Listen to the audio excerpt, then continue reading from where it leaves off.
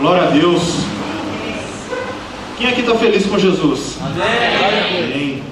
Mas eu quero te dizer que Jesus também está muito feliz aqui com você. Sabe por quê? Porque o dia hoje não foi fácil. Trânsito hoje, acho que Belo Horizonte bateu todos os recordes de trânsito hoje. Tudo garrado, tudo. E você está aqui nessa noite porque você é um guerreiro, porque Jesus quis que você estivesse aqui. Amém? Então eu gostaria que você abrisse a sua palavra no livro de 2 Samuel, capítulo 23, versículo 11. Nós vamos ler o 11 e o 12.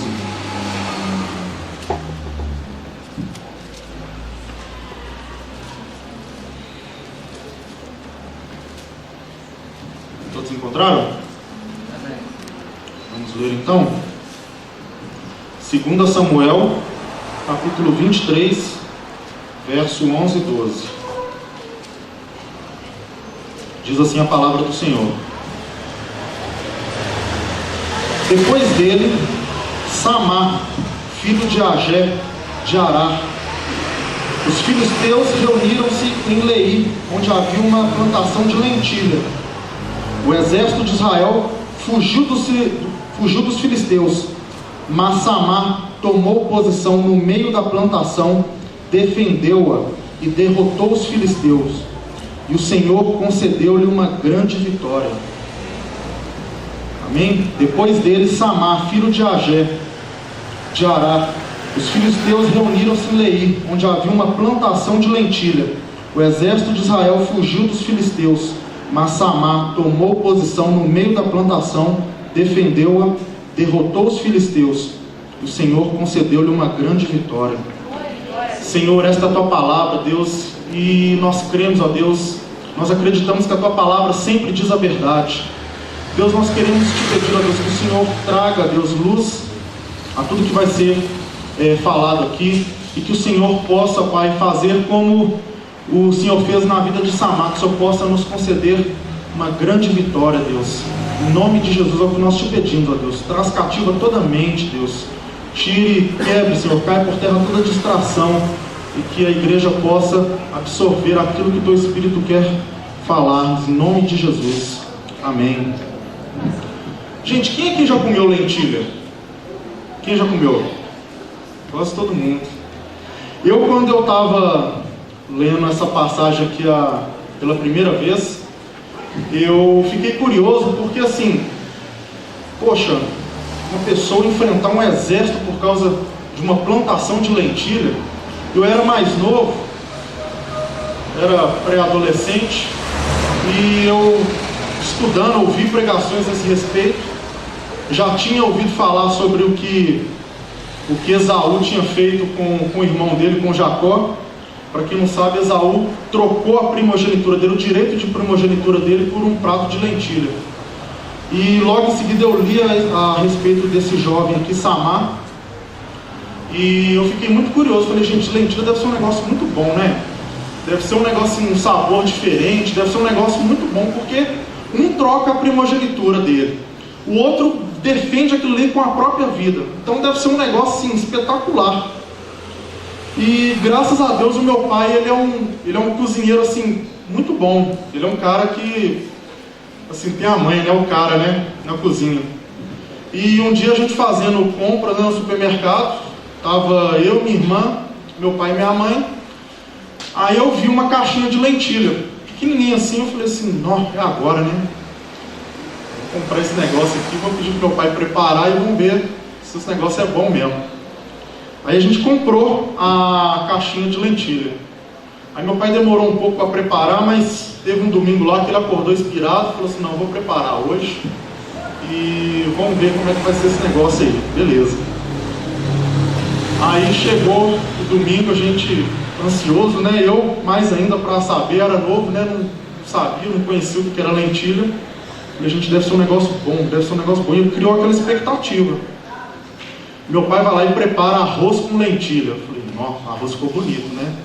Deve ser um negócio gostoso, deve ser um negócio saboroso. Aí meu pai fez arroz com lentilha e tal, fez uma carne assada lá, uma salada. e a gente estava ali na expectativa. Todo mundo sabia que meu pai preparava um negócio especial. Aí, depois de tudo pronto, tudo preparado, meu pai coloca a vasilha ali. Eu já fui o primeiro, eu taquei, coloquei coloquei a concha lá de arroz. Primeira garfada, eu falei, ruim não é não, mas eu jamais trocaria um direito meu, jamais defenderia por causa disso aqui. E assim, isso me causou eu não diria uma frustração, mas eu falei assim, gente, por que o camarada ele vai trocar um direito dele por isso aqui? Por que o outro defendeu? Aí, mais velho, depois eu, estudando a palavra, o pastor Jorge prega esse respeito também, ele tem uma palavra muito boa a esse respeito. E uma coisa que eu descobri, Deus nunca se atém a fatos que não são relevantes. A Bíblia ela sempre vai narrar coisas que vão trazer algum tipo de ensinamento para a gente. Deus ele sempre vai falar alguma coisa nos detalhes. E eu lendo essa palavra, escutando a pregação do pastor Jorge, eu pude entender. Mas antes de preparar essa pregação de hoje aqui, que eu intitulei Defenda o que Deus lhe deu. Antes de eu preparar essa palavra, eu procurei a respeito. Eu falei assim, não, deixa eu fazer um estudo aqui para mim saber até mesmo, né, por que a lentilha naquela região ali ela é tão apreciada, ela é tão, né, ela é tão consumida. Aí eu entrando na internet, fazendo algumas pesquisas, buscando alguns sites ali no Google, entrei na Wikipedia e assim, fiz uma varredura geral. E adivinha o que eu descobri? Nada. Não vem falando nada a respeito de lentilha. Depois você faz uma pesquisa por curiosidade. Nada de muito relevante. A única coisa que eu descobri é que naquela região ali, né, daqueles povos ali, aquela região árabe ali, a lentilha ela é uma leguminosa que, assim, para você entender a importância dela, ela está para aquele povo ali, para aquelas pessoas ali, assim como o feijão está para a gente. Então ela faz parte da dieta deles. Eles têm o hábito de consumir, mas assim, não é nada de muito relevante não. Mas aí eu falei, mais uma vez, Deus, alguma coisa o Senhor tem para nos ensinar aqui nessa passagem. Porque algum ensinamento a gente tem que tirar. E a primeira lição que eu tirei dessa passagem, primeira lição, pegue a sua espada e coloque-se de pé. A história mostra que Samar era conhecido como um dos valentes de Davi. Se você fazer dar uma lida lá, dar uma pesquisada no capítulo 23 aqui de 2 Samuel todo, você vai ver que Samuel narra alguns fatos e destaca 3 guerreiros. E Samar é um desses guerreiros. E para que você entenda quem foi Samar, Samar era como se fosse um capitão Nascimento lá do BOPE, lá do Davi. Davi era um general e Samar era como se fosse um dos comandantes desse exército. Naquela época ela é como se fosse o Gate, enfim. E o curioso é que se você for buscar no grego, né, no original, o significado da palavra Samar em hebraico é desolação. Aí eu fui procurar informar sobre desolação. Então, para que você entenda o que é desolação, imagina o Japão depois da tsunami. Foi um lugar que ficou desolado, ficou tudo destruído, ficou arruinado. E naquela época, os judeus, eles davam os nomes aos filhos conforme a situação que eles estavam vivendo. Então, eu creio que a mãe e o pai de Samar escolheu esse nome para ele, porque eles deviam estar vivendo uma grande desolação, uma grande destruição. Mas só que Samar não estava nem aí para isso não. Ele queria causar desolação, ele queria causar destruição para o inimigo deles, na época os filisteus.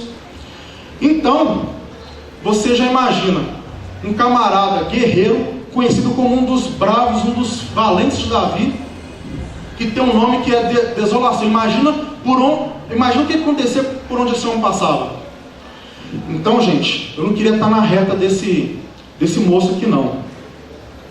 Porque se afrontar um camarada que o nome dele é desolação, não deve ser brincadeira não. Então estava lá Samar em sua desolação, né? Eu fico imaginando a cena. Eu gosto de ler e assim, eu fico lendo assim por horas o mesmo versículo ali e fico imaginando a cena. Samar agachado, cuidando ali da plantação de lentilhas dele e tal. E de repente ele escuta aquele bando de gente saindo correndo em direção a ele. Salve-se quem puder, salve-se quem puder. O exército filisteu está nos afrontando, está querendo nos destruir. Gente, o exército de Israel cascou no cerrado, largou, não quis nem saber. Aí sabe o que eu aprendo aqui? Samar, ao invés de correr junto com o exército, que ele era o comandante, que ele treinava, que ele dava ordem, que ele mandava prender, que ele mandava soltar, Samar falava assim, vai lá, busca, vai lá, liberta, volta para cá, e ele dava ordem. E ele não, ele simplesmente levantou, pegou a espada dele. Eu fico imaginando a cena, ele deve ter falado assim, vem em mim, filisteu, vem em mim que eu vou arrasar, eu vou causar uma grande desolação para cima de vocês. Sabe por quê, gente? Samar sabia no Deus que ele servia. Samar sabia o Deus que ele servia. Samar conhecia o Deus que ele pregava, o Deus que ele amava.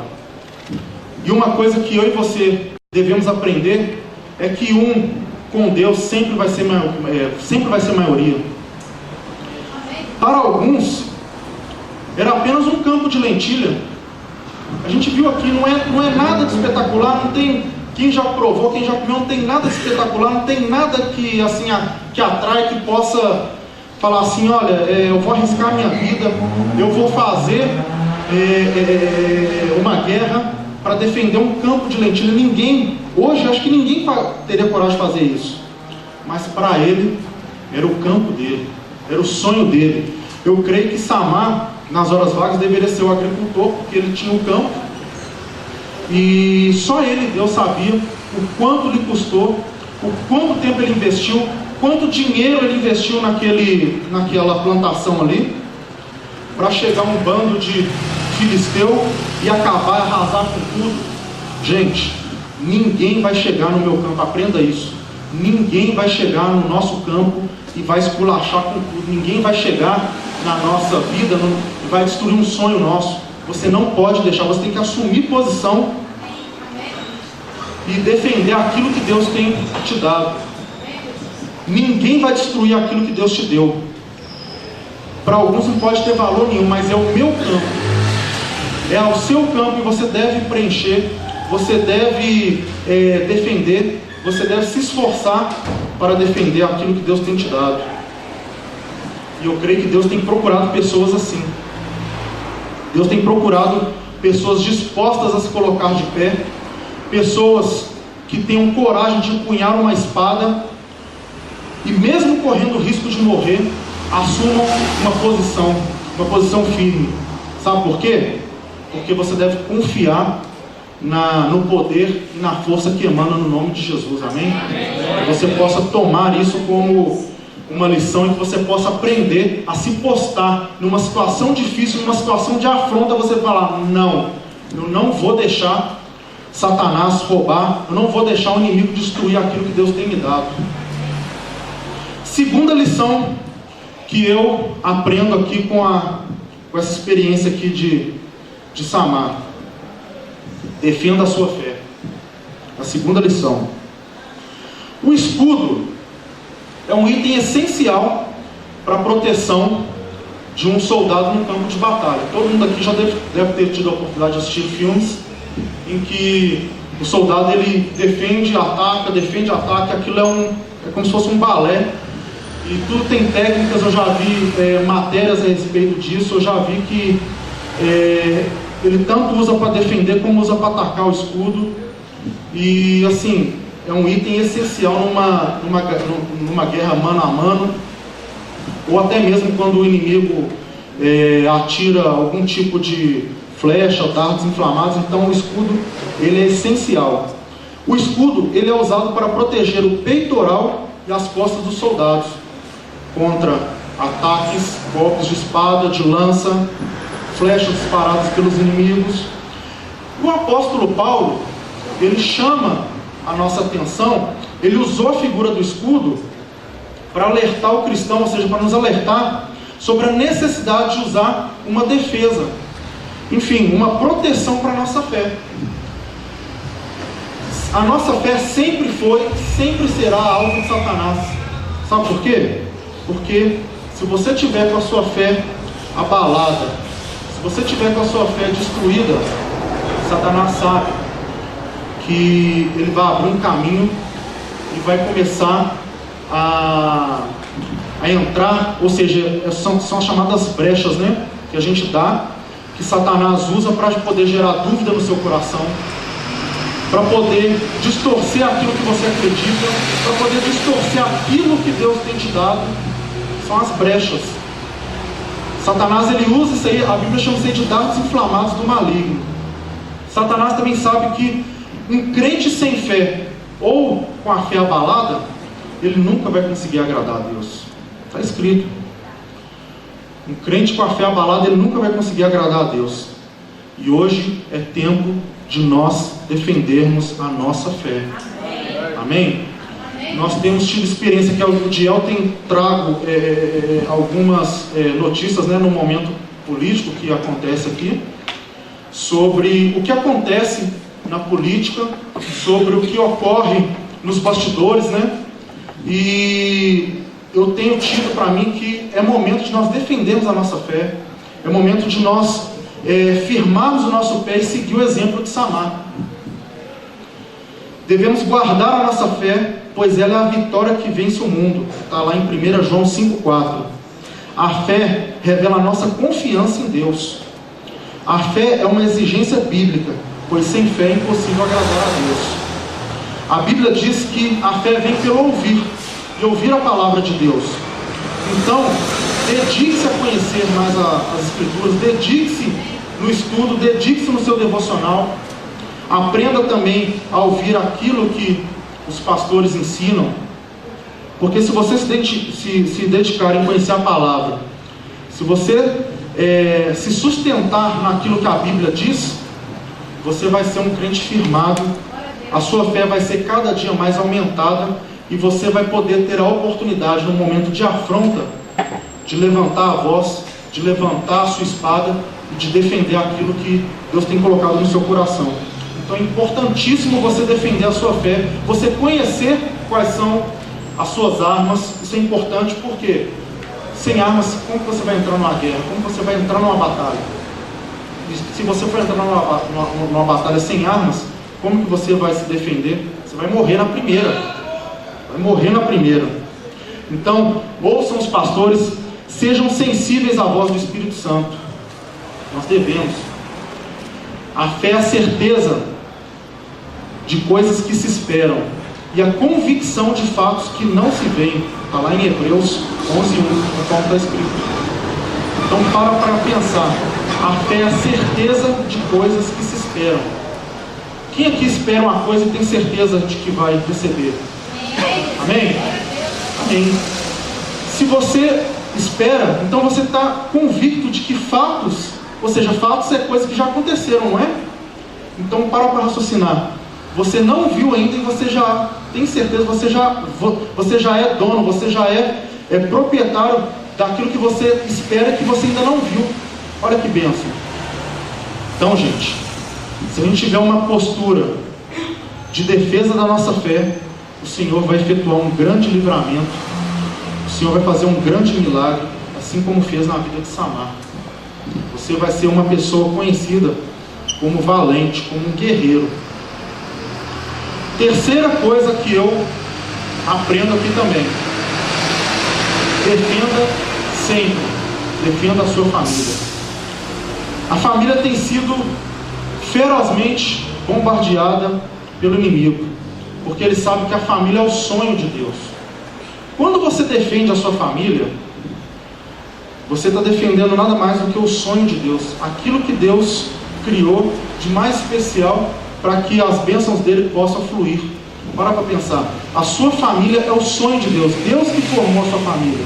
Então é necessário que você defenda, é necessário que você esteja sempre em posição de defesa para defender a sua família. Eu gostaria de contar um exemplo aqui de uma coisa que aconteceu comigo um tempo atrás. Estava eu no meu local de trabalho,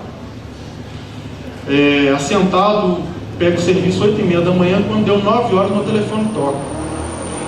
Aí na hora que eu atendo o telefone, minha mãe, eu achei estranho, falei assim, será que aconteceu alguma coisa e tal? E eu vi que ela estava meio aflita. Aí ela estava meio aflita assim, Bruno, aqui, eu estou te ligando só para saber se você vai almoçar em casa hoje. Eu falei assim, 8h30 da manhã, 9 horas da manhã, minha mãe me ligando para saber se eu vou almoçar. Eu falei, mãe, eu acho que eu vou. Eu acho que até agora está tudo dentro dos trâmites, está tudo, tá tudo sob controle.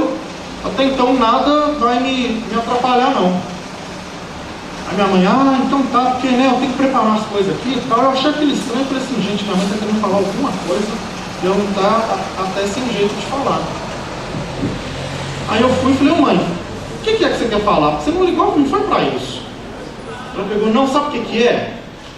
É que logo depois que você saiu seu pai, saiu sua irmã, e eu fiquei aqui sozinho aqui, aí eu peguei a vassoura e fui varrer a porta de casa, e o vizinho aqui do lado me xingou todo. Eu falei, como é que é? Que vizinho que xingou todo aí? Conta direito esse negócio aí. Ela pegou, não, o vizinho aqui do lado, aqui da esquerda aqui, eu fui varrer a porta lá, antes de eu casar, eu morava na casa dos meus pais, e lá, Simone esteve lá ontem, ela pôde perceber lá, a minha rua, ela é extremamente arborizada, tem muita árvore lá na minha rua, e assim, umas árvores assim, com uns folhão grandão, que quando cai tudo uma vez, assim, aquele caos, jardim fica tudo cheio de folha, e se você não cuidar, certamente vai matar a planta, porque o negócio é abundante mesmo. E minha mãe foi ali para varrer e o vizinho saiu junto com ela. Desse jeito minha mãe me contou. Você pode parar de ficar varrendo as folhas aqui, porque se depois você bota fogo aí, e a fumaça entra para dentro de casa, e aquela confusão, e eu não quero saber da minha casa fedendo a fumaça não. Você pode dar seu jeito aí, falando assim, um tom ríspido com ela, né? Minha mãe, não, mas estou só varrendo aqui. Não, mas eu não quero saber não quero que você varre aqui não. Pode catar sua vassoura, sua pá e entrar para dentro de casa. Eu falei, meu Deus do céu. Gente, graças a Deus, Deus me deu assim, uma calma, uma paciência muito grande. Mas quando eu ouvi isso, eu saí de mim na hora. Eu falei, não, vou lá é agora. E na hora o Espírito Santo falou, não, calma. Eu falei, mãe, o que você falou com ela? Minha mãe todo humilde falou, não, eu não falei nada com ele. Eu simplesmente entrei para dentro e saí de lá. Não vai ficar assim não. Na hora eu peguei o telefone e liguei pro meu irmão. E meu irmão, gente, é um poço de paciência também, tá? Para quem conhece meu irmão, Diel anda com meu irmão e sabe que ele também é uma bênção também. Ele também, quando fica nervoso, ele no mínimo ele arranca com a cabeça. Então, falei pro meu irmão, falei com ele assim, olha, aconteceu isso, isso. Ele falou assim, eu vou lá agora. Eu falei, não, calma, vão falar com meu pai. Eu saí ligando para todo mundo, contei para todo mundo, falei, fizeram isso com minha mãe, e a gente não pode deixar isso barato não. Aí meu pai, não, calma e tal, não sei o que, vamos chegar lá. E meu pai, cheguei em casa depois de serviço, meu pai, não, vem cá, vamos conversar, não, a gente é crente, a gente tem que dar o exemplo e tal. Eu falei, não pai, eu sou crente, mas na minha veia não corre óleo da unção não, e ninguém fala o que ele falou com minha mãe não. Aí meu irmão já transtornado também pela situação, de repente eu tô lá e meu pai foi me acalmando, aquele papo de certa Lourenço ali e tal, não deixava ele lá pra fora. Aí meu pai foi me acalmando, aí eu peguei e falei assim, melhor a gente deixar pra lá, né? Isso é um inimigo tentando roubar a bênção pra gente, Deus tem alguma bênção especial pra gente. Enfim, de repente eu escuto um carro cantando pneu. Eu estava no meu quarto já, devia ser umas 9 horas da noite, eu escuto um carro cantando pneu, disparou a buzina, eu falei, não, é o Leonardo, e agora? Eu vou lá, meu coração já ferveu de novo. Na hora que eu chego lá, meu irmão, taxista, ele é taxista. Não, taxista, sai pra fora se você é homem, sai pra fora e tal. Enfim, gente, minha rua ela é calma, ela é tranquila. Quando meu irmão chegou buzinando, foi igual aqueles desenhos animados, uma luzinha acende daqui, outra ali, foi acendendo aqui um monte de luz assim, e os vizinhos tudo saindo para fora, assim, gente, que é isso? E o vizinho, não, isso não está acontecendo comigo não. Aí a gente falou, Aguinaldo, sai para fora e tal. Aí ele sai para fora, eu falei assim, olha, você nunca mais, assim, eu tô falando isso aqui, mas assim, foi aos berros. Olha, você nunca mais você vai falar do jeito que você falou com minha mãe. Você não tem o direito, você... Aí a gente foi falando, foi assim, vomitando tudo que estava, né, agarrado ali. E minha mãe só lá, assim, né? Eu fico com minha mãe, eu olhei para cima assim, minha mãe na janela, minha mãe lá, né? Igual a rainha, assim, né? E os soldados lá. Eu falei assim, ó... E quando eu olhava para ela, eu via que ela estava ficando feliz ali com a situação. Eu falei, ó, você nunca mais... E a gente começou a chutar o saco de lixo, foi uma confusão. Enfim, resumindo, o vizinho, toda vez que ele via minha mãe na porta, ele mudava de passeio. Foi assim, o cara ficou assim, ele ficou muito sem graça com a gente, assim, com a situação, ele ficou muito transtornado. Depois eu fiquei com dó, porque ele é pai de família e tem filha. E assim, foi uma situação assim, vexatória para ele. Não aconselho ninguém a agir da forma como a gente agiu, mas para defender a família, gente, a gente tem que quebrar alguns paradigmas, a gente tem que ir a fundo. Aí a gente ficou conhecido na rua lá como os valentes, né? Carol também sabe da história. Mas a minha mãe ficou conhecida como a mãe dos homens bravos lá da rua, né? Minha mãe, toda vez que ela saía na rua, ela era tida como, ó, lá vai a mãe dos homens bravos lá, ó, não mexe com ela não, porque tem 3 grandão lá que compra o boi dela. Então, gente, qual que é a lição que a gente tira disso? Quando a sua família percebe que você a defende, cada vez mais sua família vai se tornar unida. Então tem um ensinamento nisso. É aquela aplicação do lema, um por todos, todos por um. Quando você defende, a sua família se sente protegida, começa a ter aquele socorro mútuo, aí começa a ter aquele interesse sempre em promover a união. Então sempre defenda a sua família no sentido de promover o bem-estar, né? Lógico, você tem que promover o bem-estar da sua família. Os membros vão se sentir seguros, isso vai cada vez mais agregando. Então, se você tivesse um problema, quando você compra o problema da outra pessoa se sente e fala, pô, posso contar. Minha mãe falou assim, não, eu posso contar com meus filhos, sabe? Quando você toma uma posição de defesa, você vai gerar um ambiente sadio ali. Então, aquele bem-estar, aquele apoio moral, vai gerar uma situação de conforto. Então, isso é importante. E você também vai estar praticando a palavra de Deus, porque a palavra de Deus fala assim, ó, que você deve chorar com os que choram, né, e alegrar-se com os que se alegram. Então é importante você sempre tomar uma postura de defesa da sua família. Defenda a sua família, porque você vai estar sempre defendendo o sonho de Deus. Amém? Quarta lição que eu aprendo com essa experiência de Samar: defenda o seu negócio. Nós estamos no culto dos empresários e profissionais, amém? Irmão, se você é um empregado, se você é um empresário, se você é um empreendedor, defenda o seu negócio, defenda o seu local de trabalho, defenda o seu patrão, sempre fale bem dos seus colegas de trabalho, sempre fale bem da sua empresa, sabe? A empresa, ela precisa que você a defenda também. O seu negócio precisa de uma defesa. Então, Deus tem dado responsabilidades e talentos para cada um de nós. Ninguém deve entrar numa batalha sem antes receber as armas necessárias para as lutas, amém? Paulo pregava aos Efésios sobre a necessidade de uso de uma armadura adequada para a vida cristã. Está escrito assim, ó: revestivos de toda a armadura de Deus, para poderes ficar firmes contra as ciladas do diabo. Está lá em Efésios 6:11.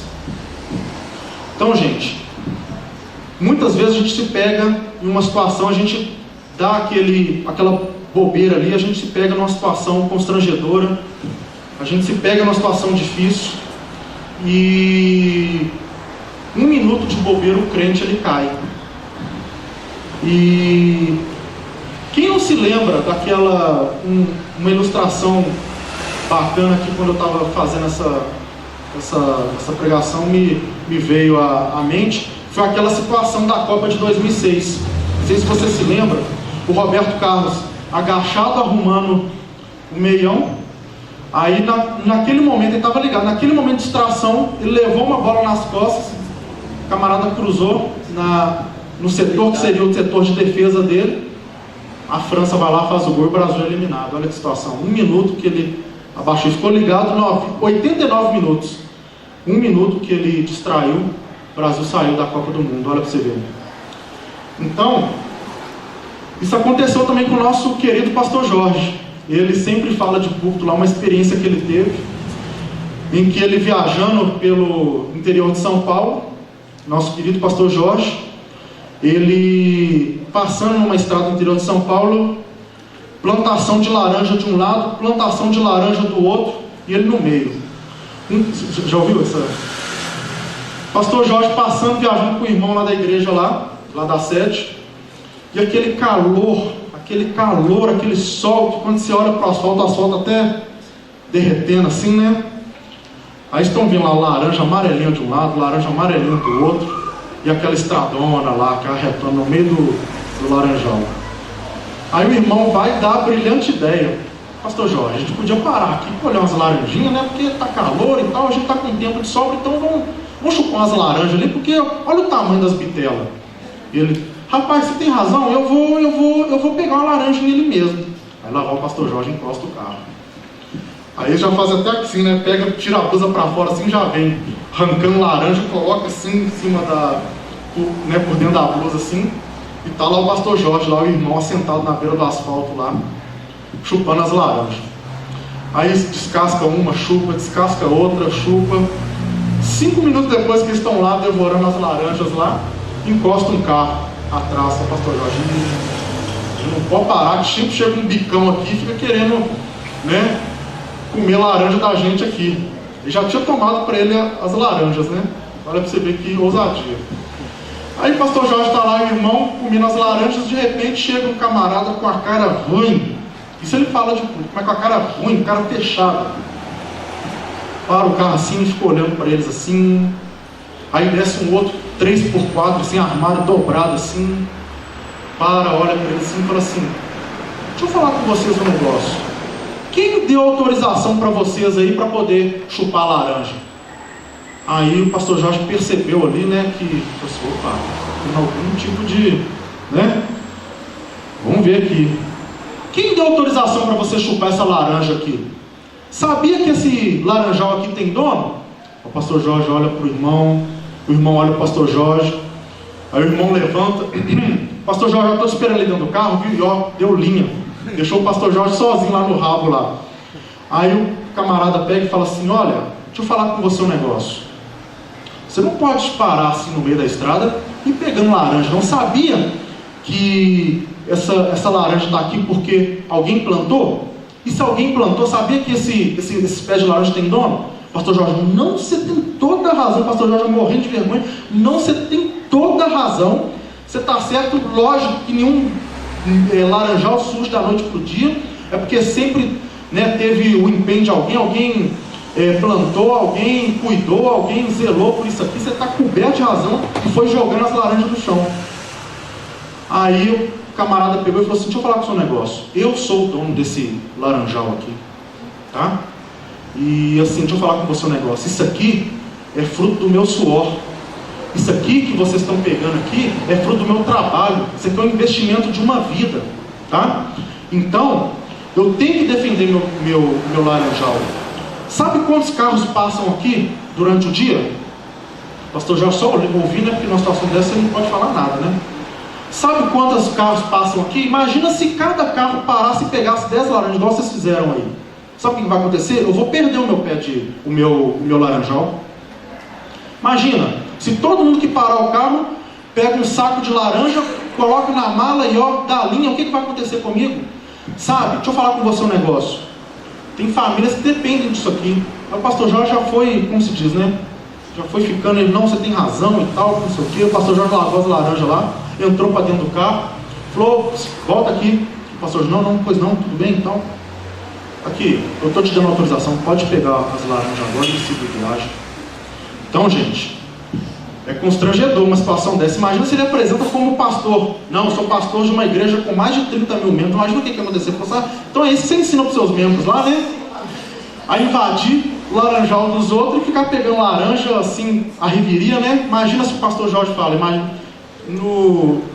quando ele fala, ele não conta que se apresentou, não, mas eu não me apresentaria, né? Como pastor, como membro de uma grande igreja conhecida no Brasil inteiro. Então, gente, para alguns é aquela situação, a mesma situação aqui de Samar. Para alguns poderia ser só algumas laranjas, não, gente, 10 laranjas a mais, 10 laranjas a menos, não vai fazer falta. Mas para ele era um investimento da vida dele, era um negócio dele. Quantas famílias dependiam daquele laranjal? Para pensar.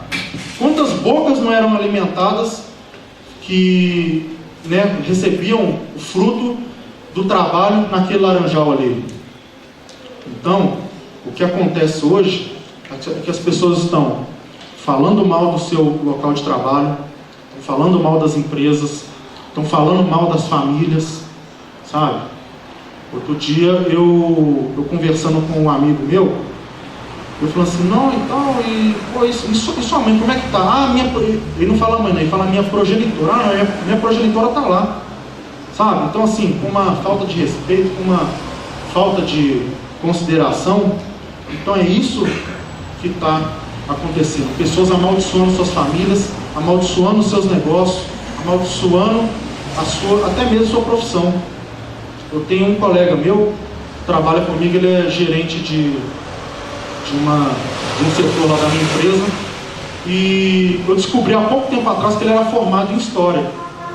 Aí eu peguei e falei assim, não, Alexandre, você é formado em História, né? Que legal e tal, né? Assim, conversando com ele, não, só fala baixo. Eu falei, por que fala baixo? Você é formado, cara. Olha que legal, você é formado em História e tal. Ele, não, deixa baixo. O cara tem vergonha da profissão dele. O cara estudou 4 anos, se formou naquilo ali e tem vergonha da profissão dele. Então, gente, isso é muito triste.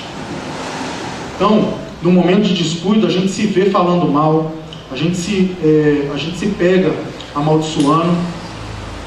Mas eu gostaria de lembrar, Samar, ele manteve a posição dele de defesa. E assim como Samar, você deve aprender também a defender a sua família, o seu negócio. Você deve aprender a defender aquilo que Deus tem te dado. Possivelmente, assim, para finalizar, porque o tempo ele está bem corrido. Para algumas pessoas, assim, existem estudos que mostram que talvez o campo ali de lentilhas de Samar era pequeno, não era nada assim vasto, grande, nada espetacular, não. É possível que ele era pequeno. As plantas, eu procurei saber como era uma plantação de lentilha, como a lentilha crescia. E é uma planta rasteira, então ela poderia morrer ou esturricada pelo sol, ou até mesmo pela falta de chuva, sabe? Muitos seriam os motivos que poderiam destruir aquela plantação. Poderia vir um dilúvio, destruir tudo. Poderia vir o exército filisteu arrasar com tudo, pisar tudo ali, mas só que ele escolheu defender. Ele escolheu defender e falou assim, olha, pode morrer de tudo o meu campo, menos por esses invasores, por esses filisteus. Então é uma lição muito grande que a gente aprende.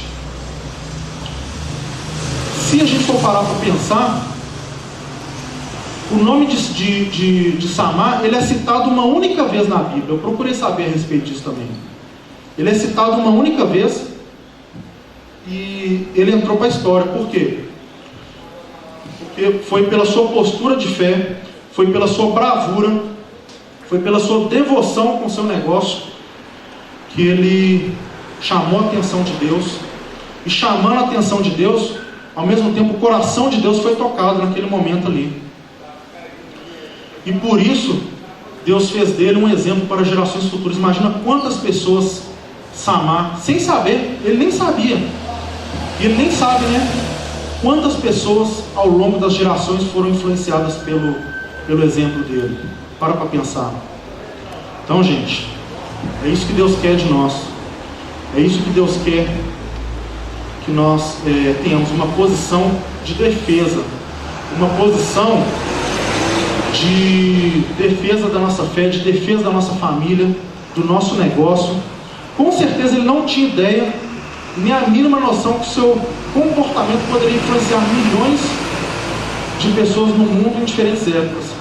E eu creio que Deus, o mesmo Deus que agiu na vida dele ali, ele tem poder, ele é poderoso para agir na sua vida também, amém?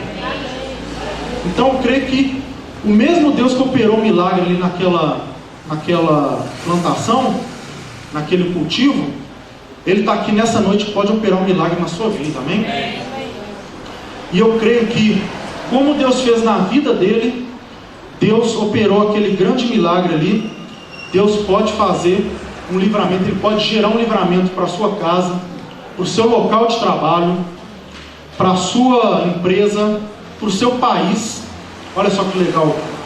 Eu estava trabalhando hoje e estava vendo as notícias a respeito da Copa das Confederações. E eu vi que um pequeno grupo ali de manifestantes, não sei se vocês viram a respeito, vocês vão chegar em casa agora, vocês vão ver nos telejornais, um pequeno grupo de manifestantes, eles saíram do centro da cidade, se não me engano, da praça da estação, em direção ao Mineirão. A polícia, já sabendo, né, começou a cercar, de tal forma que eles não conseguissem chegar. Mas só que ao longo do trajeto, que começou ali com umas 100, 200 pessoas, quando chegou ali na altura, segundo a Itatiaia, quando chegou na altura do hospital Belo Horizonte, ali no Cachoeirinha, ali no Bonfim,